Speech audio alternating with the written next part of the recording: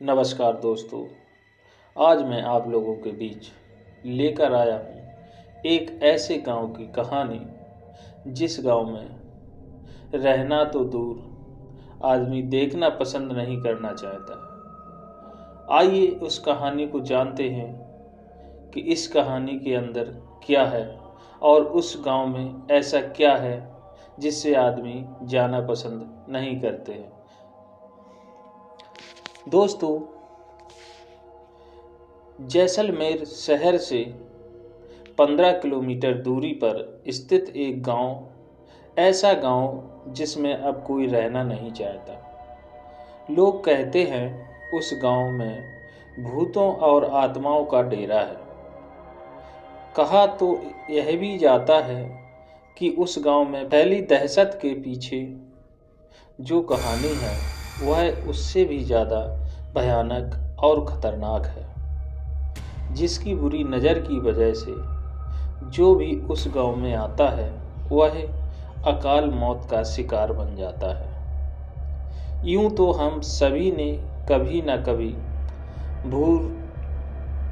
भूत प्रीत पिशाचों से जुड़ी कहानियों को पढ़ा या सुना होगा। हो सकता है कुछ ऐसी परलौकिक शक्तियों का सामना भी किया हो, लेकिन जो कहानी हम यहाँ आपको सुनाने जा रहे हैं वह थोड़ी अविश्वसनीय जरूरी है, लेकिन स्थानीय लोगों के लिए वह एक बेहद खौफनाक सच है, जिसका सामना उन्हें अक्सर या कहे शायद रोज ही करना पड़ता है। मरने के बाद भी जिंदा है वो कुलधारा। जैसलमेर से 15 किलोमीटर दूरी पर स्थित एक गांव अपनी दहशत के लिए आसपास मुख्यात बन गया। आपको यह बात तो पता ही होगी कि जिन स्थानों पर परलौकिक ताकतें और अपने कब्जे में ले लेती हैं, उन स्थानों पर बसने वाले लोग या तो स्वयं उस स्थान को छोड़कर चले जाते हैं या नहीं जाते तो उन्हें अपनी जान से हाथ धोना पड़ता है। कुलधारा भी ऐसा ही एक गांव है जहां पहले ब्राह्मण समुदाय का वास था।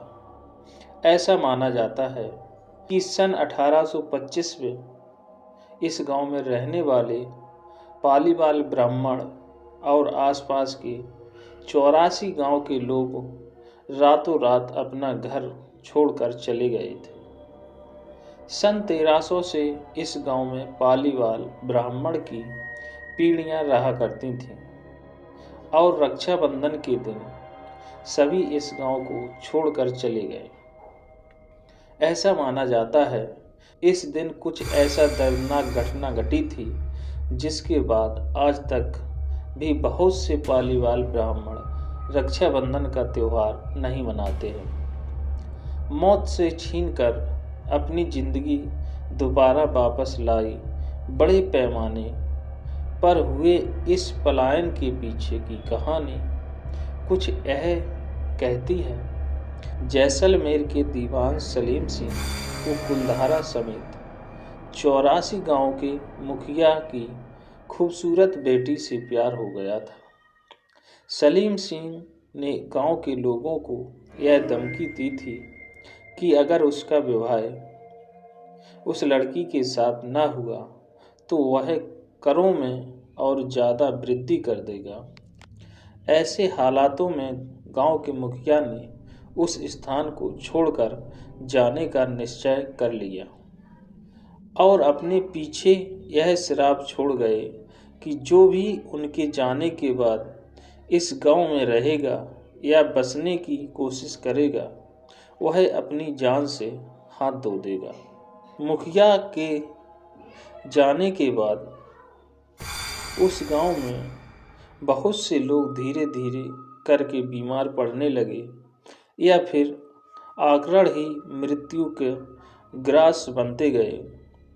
इस घटना के बाद कुलधारा गांव के आसपास के 84 गांव के लोगों ने अपना अपना घर छोड़ दिया और तब से लेकर आज तक कोई भी उस गांव में बसने की हिम्मत नहीं जुटा पाई। दोस्तों, ये कुलधारा गांव की कहानी आपको कैसी लगी तो हमें कमेंट करके ज़रूर बताएं।